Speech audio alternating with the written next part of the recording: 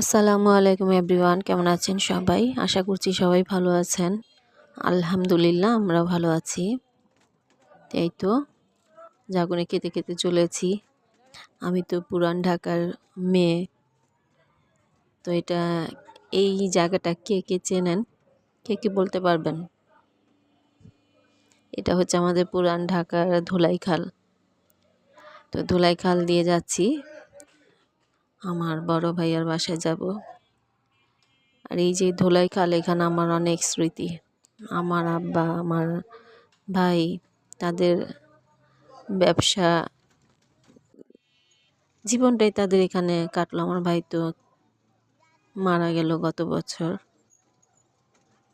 এখানে যখনই যাই মনে হয় যে আমার ভাইয়া এখনো এখানেই আছে, তার দোকানে, বা দেখা হয়ে যাবে।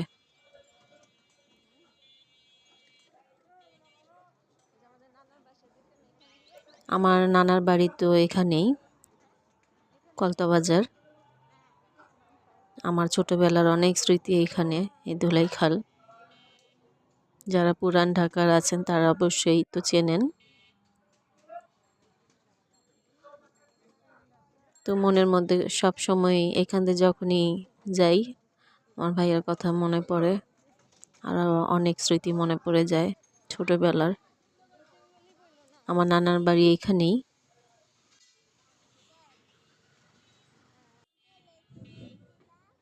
তো যাব একটু ভাইয়ের বাড়িতে।